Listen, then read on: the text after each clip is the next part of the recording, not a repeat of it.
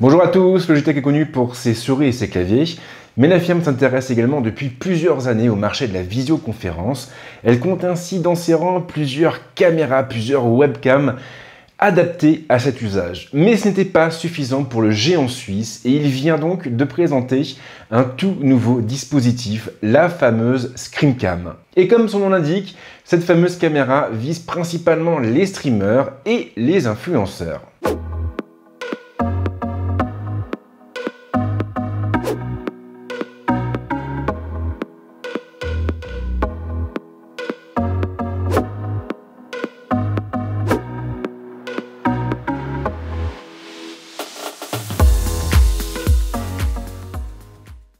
Alors ce test en gros va se dérouler en 3 parties différentes. On va commencer en déballant la bête et en voyant ce que renferme sa boîte. Ensuite on se penchera sur son design, son ergonomie, pour rebondir sur les fonctions apportées par Capture 2.0, qui est la nouvelle solution logicielle de Logitech. Une solution qui va permettre aux streamers débutants de démarrer dans leur activité. Et d'ailleurs, avant de commencer, il faut préciser que la StreamCam est compatible avec toutes les solutions logicielles du marché. Elle ne se limite pas au logiciel de Logitech et on pourra donc parfaitement l'utiliser avec d'autres programmes.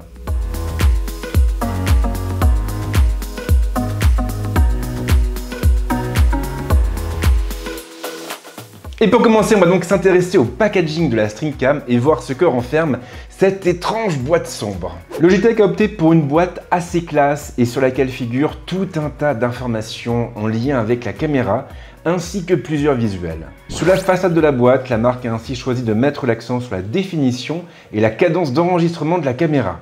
Et on apprend ainsi qu'elle est capable de filmer en 1080p et à 60 images par seconde. Le constructeur met également l'accent sur la connectique au format USB type C et son logiciel de capture. Il faut tourner la boîte pour découvrir les autres fonctions phares du produit. La StreamCam va assez loin, elle proposera notamment des fonctions de suivi du visage, mais également un astucieux système permettant de passer d'un format horizontal à un format vertical. Et nous reviendrons dessus plus loin dans ce test. En ouvrant la boîte, on tombe directement sur la StreamCam, coincée entre 2 plaques en carton. Les accessoires se trouvent en dessous. Les accessoires, ou plutôt l'accessoire, car la caméra est simplement livrée avec son pied. Logitech a préféré aller droit à l'essentiel pour conserver le prix de vente le plus bas possible. La StreamCam est en effet proposée en dessous de la barre des 160 €.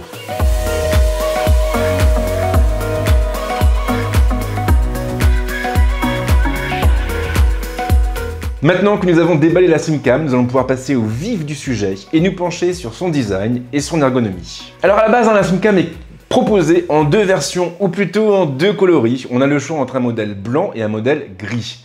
En ce qui me concerne, c'est la version blanche qui m'a été confiée par Logitech. La caméra en elle-même est plutôt jolie à regarder.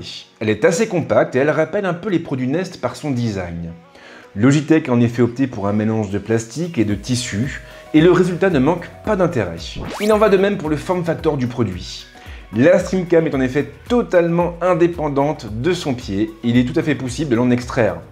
Grâce à ce système, il sera possible de la monter sur une pince adaptée aux écrans ou sur une base munie d'un pas de vis compatible avec tous les trépieds du marché. Très concrètement, cela veut dire que vous pourrez placer la caméra où bon vous semble et vous pourrez ainsi l'accrocher à votre écran ou même la poser à côté de votre ordinateur. Ce qui vous permettra bien entendu d'opter pour le cadrage de votre choix. Toujours dans le même ordre d'idée, il faut également indiquer que la StreamCam peut être utilisée à l'horizontale ou à la verticale. Il suffit en effet de dégager la caméra de sa pince et de la tourner à 90 degrés pour passer d'un mode à l'autre. Alors bien sûr, l'intérêt de la chose est évident. À l'heure actuelle, le format paysage n'est pas adapté à tous les supports, n'est pas adapté à toutes les plateformes.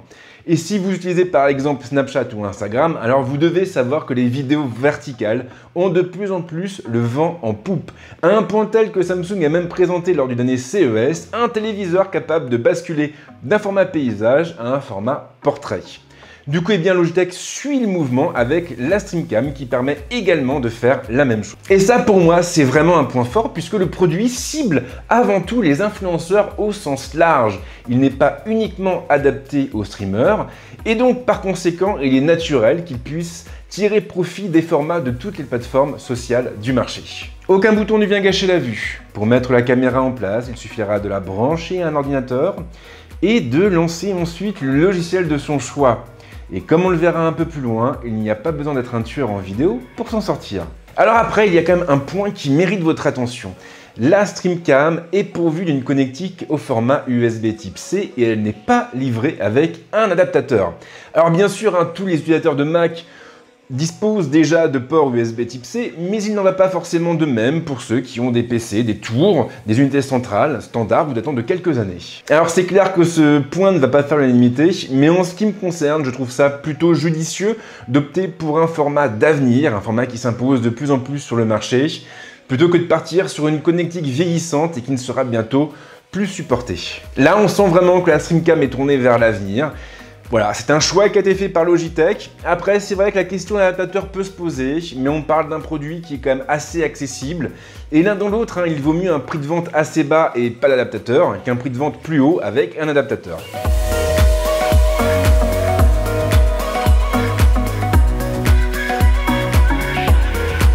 Alors comme je le disais tout à l'heure, la StreamCam peut fonctionner avec n'importe quel programme. À partir du moment où elle est branchée à votre ordinateur, vous pouvez récupérer son flux directement dans Premiere Pro ou depuis n'importe quelle solution logicielle. Mais le petit truc en plus, c'est que Logitech livre sa caméra avec un outil dédié qui s'appelle Capture et qui est disponible en version 2.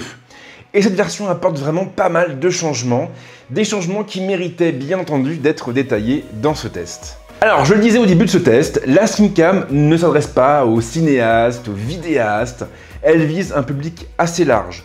Des streamers, bien sûr, mais également des influenceurs et plus globalement, toutes les personnes qui souhaitent se lancer dans la diffusion en direct. Ou pas d'ailleurs. Et bien sûr, Capture 2.0 forme la clé de voûte de cette offre. Précision importante, Capture 2.0 sera disponible en version finale sur Windows et macOS au lancement de la webcam.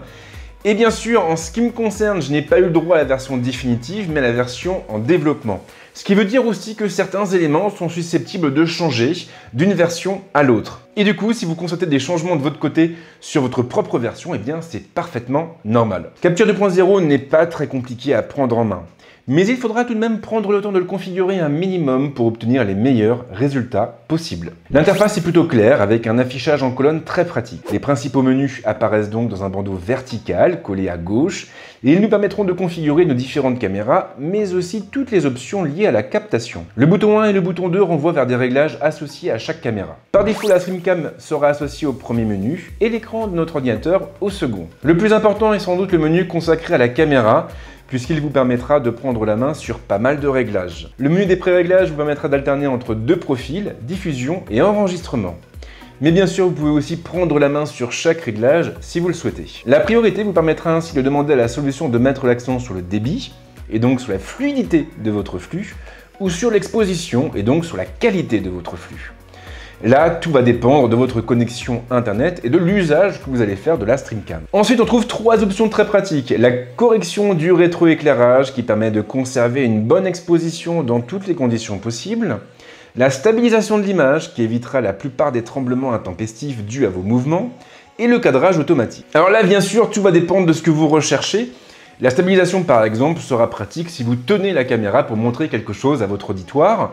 Maintenant, si vous montez la StreamCam sur un trépied, vous pourrez désactiver l'option. Le cadrage automatique fonctionne très bien et il permet d'effectuer un suivi du visage. C'est même complètement bluffant, mais attention car cette fonction va fatalement rogner l'image. Ce qui se traduira bien sûr par une légère perte en matière de définition. Alors si vous affichez votre trombine sur un tout petit flux en surimpression de votre écran par exemple, ça ne posera pas vraiment de problème, mais si vous tournez un facecam, là il vaudra mieux désactiver l'option pour conserver un maximum de qualité possible. En descendant plus bas, vous pourrez également prendre la main sur la mise au point automatique, la balance des blancs et des paramètres tels que le contraste, la luminosité ou même la saturation, une des options qu'il sera préférable de bien connaître avant de les modifier. Le menu 2 contient nettement moins d'options et il vous permettra principalement de retourner la source horizontalement ou verticalement.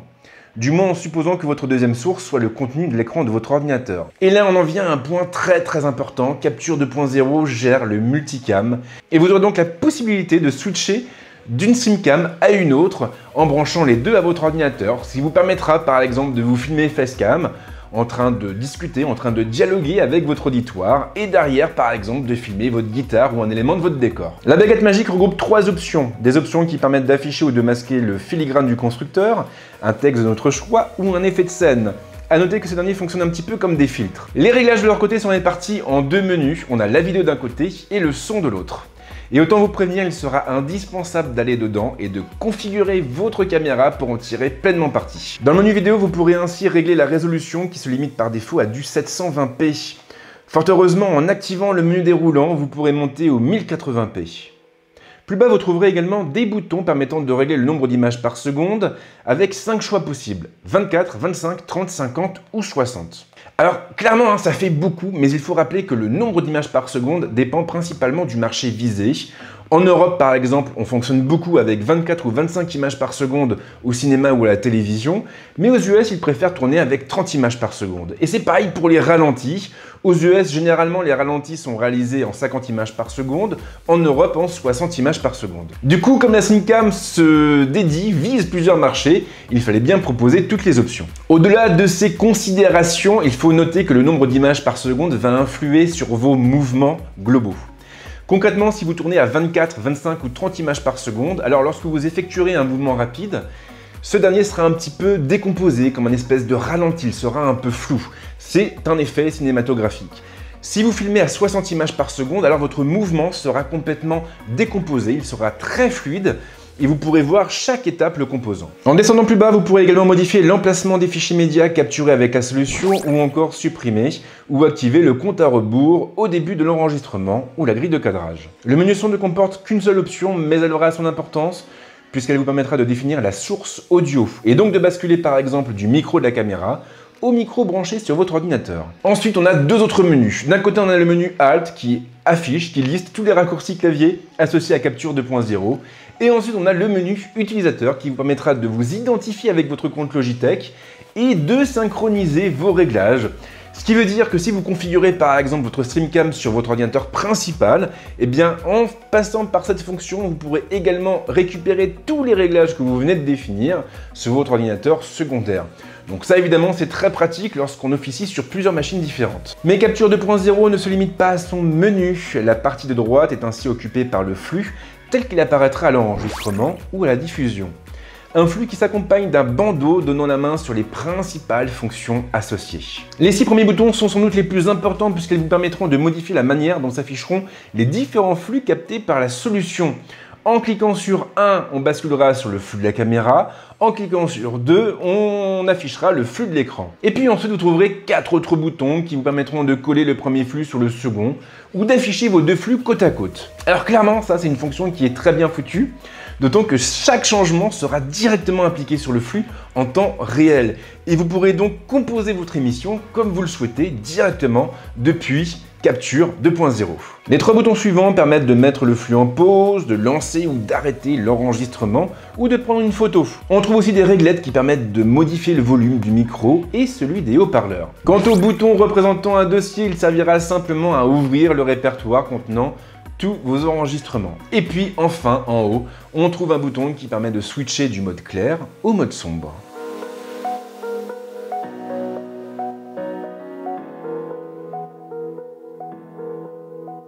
Alors tout ça c'est super, mais que vaut la StreamCam en termes de qualité? Et bien déjà pour la vidéo, sachez que l'ensemble des facecam composant ce test ont été tournés avec la StreamCam. Alors c'est vrai, on a une qualité qui est bien moindre que sur un GH5 ou un Sony A7 III. Maintenant, on est quand même sur des produits qui ne jouent pas dans la même catégorie, ne serait-ce qu'au niveau du prix. Mes boîtiers, ils m'ont coûté à peu près entre 1500 et 2000 €. La StreamCam de son côté coûte 159 €. Et dans ce contexte, on se doutait bien qu'il était impossible de retrouver une qualité comparable. Alors après, au-delà de ce comparatif un peu bancal, eh bien la StreamCam est capable de délivrer des images de qualité, des images qui seront assez nettes, avec une dynamique des plus correctes. Au niveau des couleurs, rien à dire. Lorsqu'on configure le profil par défaut, lorsqu'on définit la balance des blancs par défaut, pardon, on a une image qui est tout à fait conventionnelle, qui correspond bien à la réalité. Après, on pourra toujours la retoucher un petit peu en post-prod, ce que j'ai fait d'ailleurs pour cette vidéo. Mais dans l'ensemble, déjà, au sortir de la caméra, on a quand même une image qui est bien typée. Maintenant, lorsque vous filmez, il y a un élément que vous ne devez pas négliger. Et cet élément, bien sûr, c'est la lumière. Parce qu'en réalité, tout va dépendre de ça. Peu importe ce que vous filmez, Si vous avez une lumière pourrie, vous aurez beau avoir la meilleure caméra du monde, vous aurez un résultat qui sera bien loin de ce que vous auriez pu obtenir avec une bonne lumière. Alors après, vous avez évidemment la taille du capteur qui rentre en ligne de compte.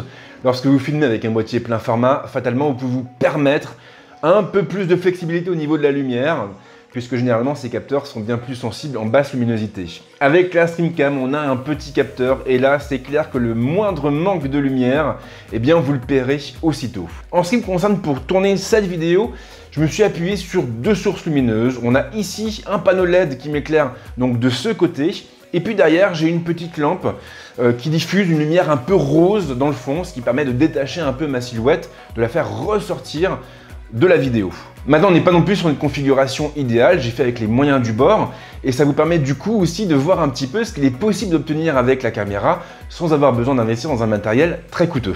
Alors il y a un autre point que je n'ai pas du tout abordé jusqu'à présent et ce point c'est la question du son. La StreamCam est équipée d'un microphone qui est placé juste ici en façade et qui permet donc de récupérer le son de la voix de la personne qui se trouve juste en face.